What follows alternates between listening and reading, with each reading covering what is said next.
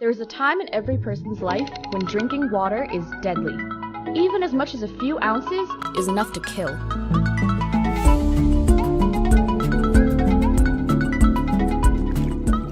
The average healthy adult is made up of 55 to 60% water. The average baby, on the other hand, is roughly 75% water. And that difference is why babies shouldn't drink water before they're at least 6 months old. Not from the tap, or a well, or a spring. Plain water is just plain off limits. You see, everyone's kidneys have a limit to how much water they can handle. Break that limit, and the excess water will back up into your bloodstream, where it dilutes the salt, or sodium, in your blood.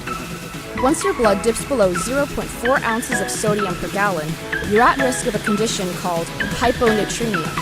It happens when your cells try to return sodium levels to normal by absorbing the extra water, and swell up like a water balloon in the process, causing complications like confusion, vomiting, and muscle spasms. Hyponatremia is common in marathon runners who drink too much too fast during a race without also providing enough sodium to balance out their blood. And if you keep drinking, that excess water will eventually reach the cells in your brain. By this point, you have a dangerous case of water intoxication, which affects roughly 200,000 Americans each year. It occurs when your brain cells swell, which builds up pressure inside your skull that can lead to seizures, brain damage, and in severe cases, death. But don't worry, dying from water intoxication is extremely hard for a fully grown human. An adult would have to drink 2.5 to 5 gallons every few hours to reach that point. But for newborns, it's a different story.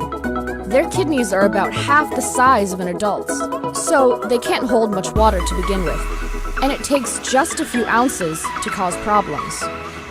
On top of that, their kidneys aren't developed enough yet to properly filter water, so any water that enters their body ends up in the circulatory system, where it dilutes their blood and increases their water content by 7 to 8%. But it's not just drinking straight H2O that poses a threat.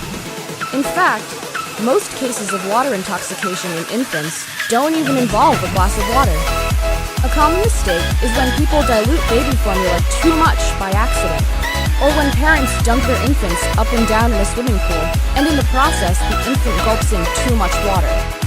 It's important that if your baby is showing signs of water intoxication, that you take them to the hospital immediately, where a doctor will likely provide some form of fluids, like intravenous saline solution, to bring the infant's sodium levels